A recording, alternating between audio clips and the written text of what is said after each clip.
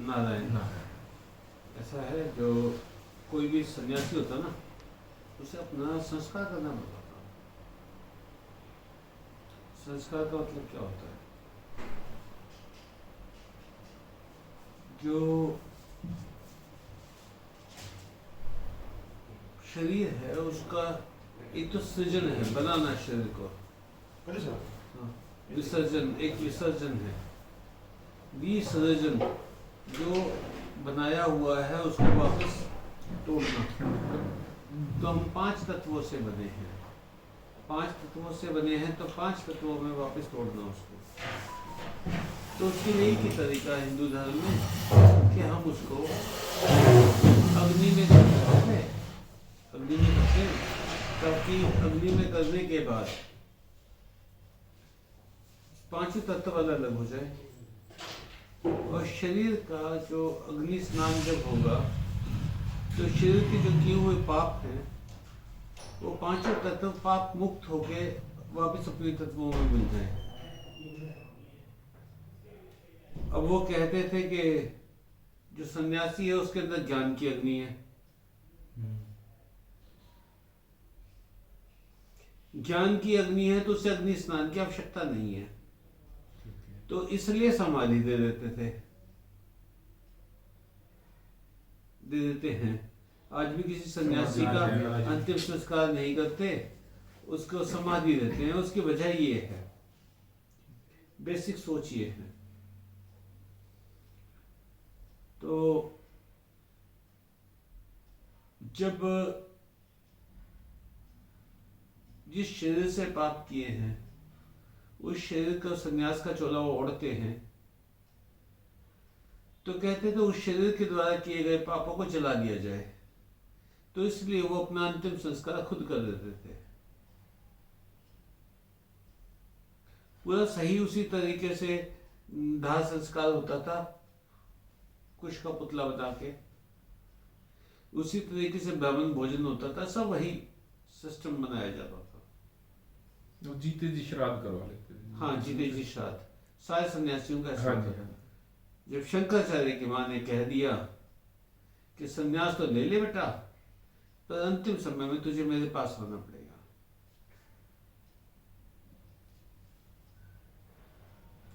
अब सन्यास ले चुका हो बंदा, तो रिश्ते नाते भी खत्म हो गए, वापस कैसे आएगा? तो फिर वो पूर्व सन्यासी नहीं हो पाता। तो शंकराचार्य जी ने क्या किया, जब अपना सन्यास लिया उन्होंने, तो एक बड़ का पौधा, एक बेल का पौधा, एक तुलसी का पौधा, 3 पौधे उन्होंने इकट्ठे रख दिए गमलों में लगा के, कि ये 3 धागे बंधे हुए हैं मेरे।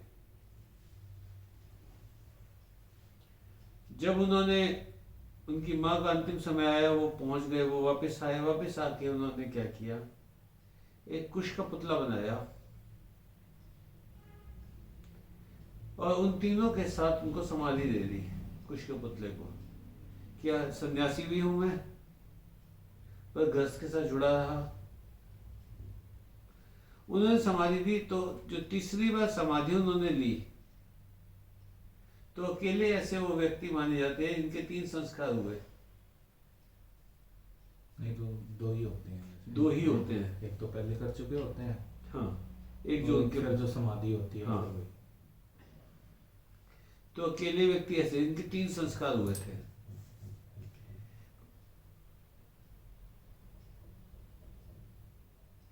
तो जब उनसे पूछा गया शंकराचार्य से कि 3 संस्कार हो चुके, मतलब 2 संस्कार हो चुके आपके अभी, तो स्वर्ग नरक तो आपने कोई सा भी नहीं देखा।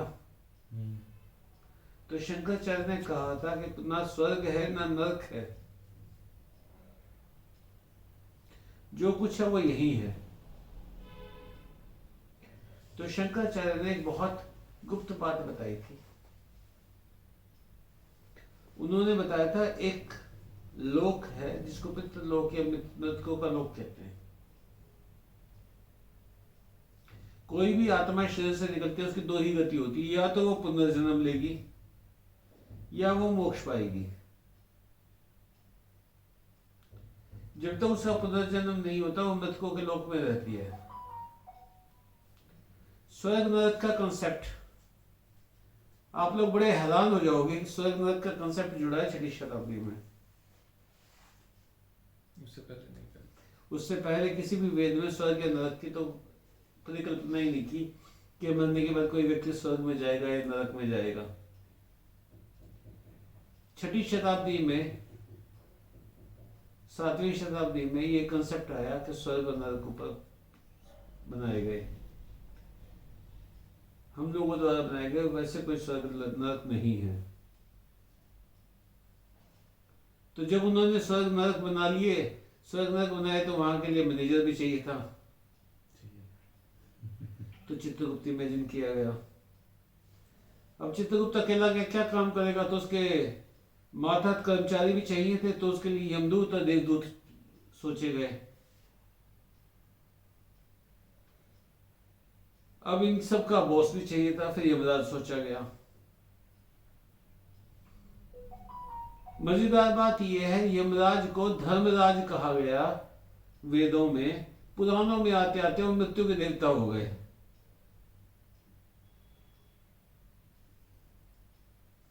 बेचारे का डिमोशन कर दिया, कहां तो धर्म और कहां मृत्यु।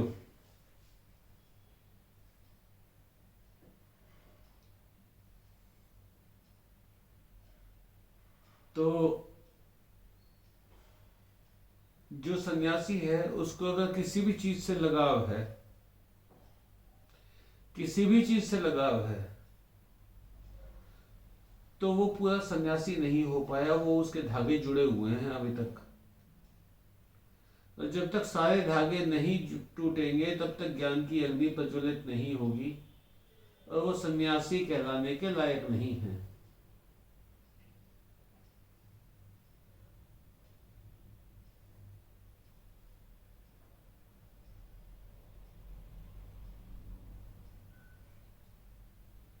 अब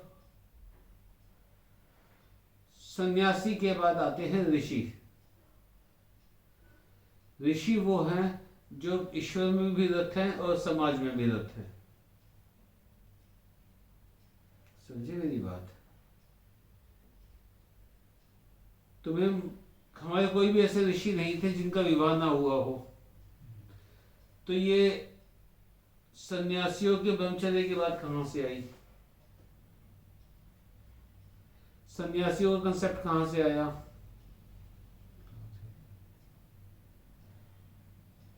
सन्यासियों का कंसेप्ट आया, फिर उनके अविवाहित रहने का कंसेप्ट आया, फिर एक भी नहीं थे। ये सब किया महात्मा बुद्ध ने। उन्होंने अपने सन्यासियों को कहा कि तुम विवाह नहीं करोगे, तुम सेक्सुअली एक्टिव नहीं होगे, तो उनका असर पड़ा, उस सोच का असर पड़ा जैन धर्म के साधुओं पे और फिर सनातन धर्म के साधुओं पे। अकेले रह के तप करो, अकेले रह के तप करो। अब वो सब तप वगैरह सारा करने के चक्कर में उनकी सेवा करनी समाज का फर्ज है, तो बहुत सारे मुफ्तखोर निकल भागे।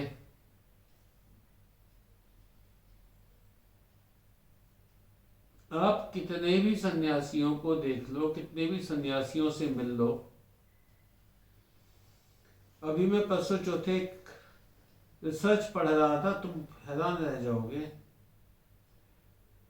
93% साधु भूखे मरते हैं हिंदुस्तान में। भूखे मरते हैं, भूखे मरे हैं, उन्हें भरपेट खाना भी नहीं मिलता है।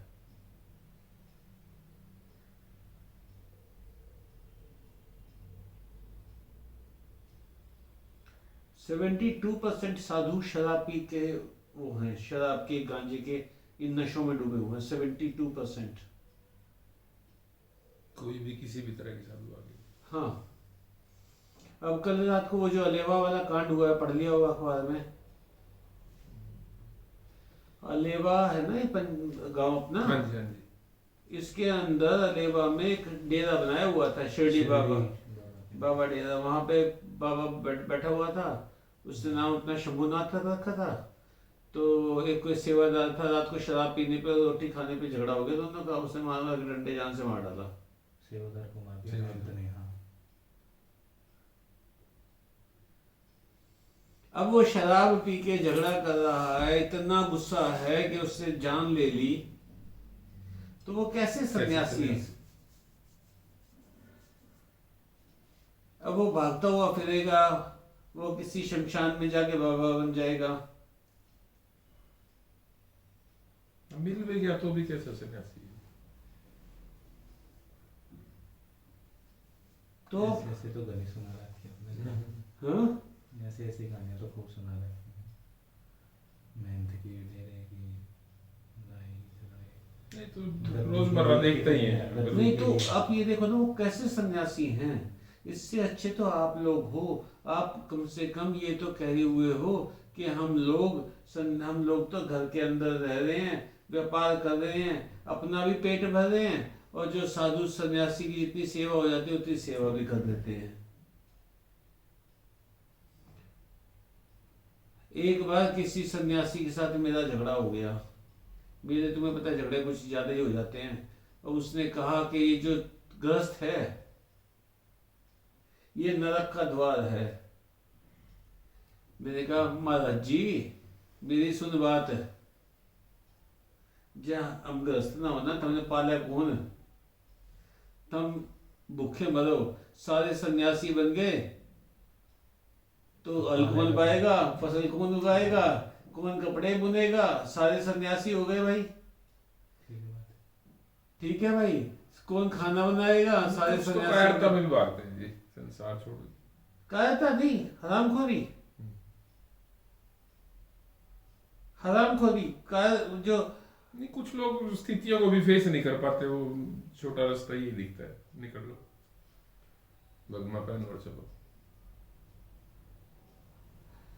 तो भाई आप पहली बात तो आज से ये सोचना छोड़ दो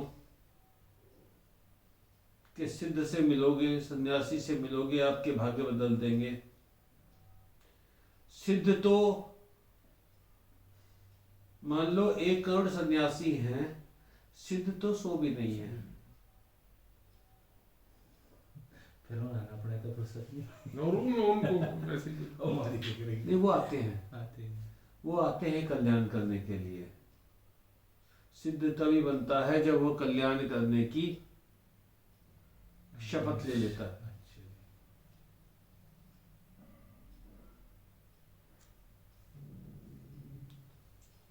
तो पहली बात, ग्रस्त होना बुरा नहीं है। साधु सन्यासी तुमसे बेहतर नहीं है। हम भगवान का एक नाम लेते हैं, दाता। भगवान का एक नाम लेते हैं, दाता। तो जितने साधु सन्यासी हैं उनके लिए आप दाता हो। और ये भूल जाना कि आपके किए हुए दान से आपके कोई पाप कटने वाले हैं।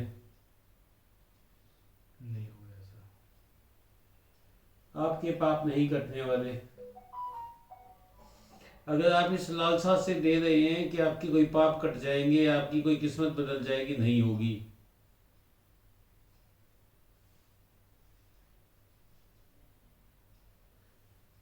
हाँ, मिलने वाली सजा थोड़ी हल्की हो सकती है, पर सजा तो जरूर मिलेगी। स्वार्थ से तो कोई भी काम कर रहे हैं जी, उसका तो नहीं। जितने भी कहानियां हैं ये व्रत त्योहार की और की, उसमें सब कुछ यही है। व्रत किया और देवी खुश होगी, देवता खुश हो गया, पुत्र दे दिया, गऊ दे धान्य दिए, दे दिया और गऊ घोड़े दे दिए। यही है जी। क्या देवी देवता इतने छोटे हो गए कि वो व्रत करने से नाराज हो जाएंगे, व्रत ना करने से नाराज हो जाएंगे, व्रत करने से खुश हो जाएंगे? अरे क्या जितनी भी कहानियां कहानियां हैं। हैं, सब अरे वैसे ही आप हैं। अपने अंदर, आज मैंने लिखा था उसमें श्री हरि वाले, उसमें हरि रस, फिर से शुरू कर ध्यान देना, मैंने उसमें लिखा था जब आप ध्यान लगाएंगे आपको कोई अनुभूति नहीं होगी। और जब कोई अनुभूति नहीं हो रही ना आपको, जब शून्य है बिल्कुल, उस शून्य में मैं उसमें आनंद उठाना शुरू कर दो। उसमें जो आनंद आएगा ना, उसी आनंद के अंदर अचानक ही नारियल फटेगा, बीच में सफेद रंग की गिरनी निकलेगी। अभी तो जटा उखाड़ लो भाई, वो भी एक एक धागा उखाड़नी पड़ती है। हाँ उखाड़नी पड़ेगी, एक दाग नहीं निकलेगा। ठीक बात। तो आज के बाद अपने आप को कभी तुच्छ मत समझना, किसी साधु सन्यासी के पीछे भागने की आवश्यकता नहीं है। योग प्राणायाम ध्यान में सहायक नहीं है जी? ऐसा है, प्राणायाम ध्यान में सहायक है। एक बात समझ के चलो, अब ध्यान क्या, किसको कहते हो ध्यान? ध्यान में आप चाहते क्या हो? विचार शून्य हो जाता है। नहीं तो उससे होगा क्या? बस कितने ये होता है कितने कि- घंटे ध्यान में बैठ जाओगे? 6 घंटा, 8 घंटा, 10 घंटा, 20 घंटा, 50 घंटा, वो 100 भी घंटा? possible नहीं है। हाँ जी। वो भी नहीं, मान लो possible बैठ नहीं भी है। गए, हाँ। उसके बाद तो फिर काम तो फिर सारे वही। करने पड़ेंगे। ध्यान के पीछे मत तोड़ो। ज्ञान आपके पास पूरा हो चुका है, पूरा ठीक है, करना, अप्लाई करना है। अप्लाई करना है आपने। अप्लाई करना है। जब अप्लाई करना शुरू कर दोगे तब समझ लेना कि ज्ञान पाना काम आया, काम आया, क्या- काम आया। ले तो ली चीज, लेकिन काम काम को नहीं, काम नहीं किया। इम्प्लीमेंट नहीं कर रहे। काम वो था नहीं ना, किया। एक बार एक बनिया गया उसके पास, दरोगा के पास, बहुत दरोगा जी मैं तो लूट लिया जी, उन्होंने गुंडों ने, टापुओं ने लूट लिया जी, कर लिया, कर लिया। कहते ऐसे कैसे? कहते जी कई शहरों की मार्केट करके आ रहा था, साथ में मेरा ड्राइवर था जी, और साथ में मुनीम था जी। मैंने सोचा जी अपने ड्राइवर को, मुनीम को भेज दूं, घर मुश्किल से 1.25 किलोमीटर है, अगर इनको घर ले गया, रात का टाइम है, रोटी खानी पड़ेगी जी, बिना फिर कच्चा हो जाएगा जी। मैंने भेज दिया जी। रास्ते में जी अपने अचानक एक गली में से 5-7 डाकू निकल के आए जी, उन्होंने पकड़ लिया जी, मैं लूट लिया जी। तो वो चक्कू लाठी बल्लम ले रहे थे जी। तो दरोगा अच्छे जानते, कहते पर लाला जी आपके पास तो पिस्तौल है। छुपा कहता हुआ तो उस पर नजर पड़ी नहीं, वो भी लूट लेते जी। छुपा के रखी है और उसने। छुपा के रखी है। तो वो भी वैसे हमने अपना ज्ञान कर रखा है, छुपा के रख रखा है, मतलब वो इस्तेमाल नहीं कर रहे। इस्तेमाल नहीं कर रहे। ज्ञान पूरा है। ठीक है जी, चलो जी, नारायण। नारायण।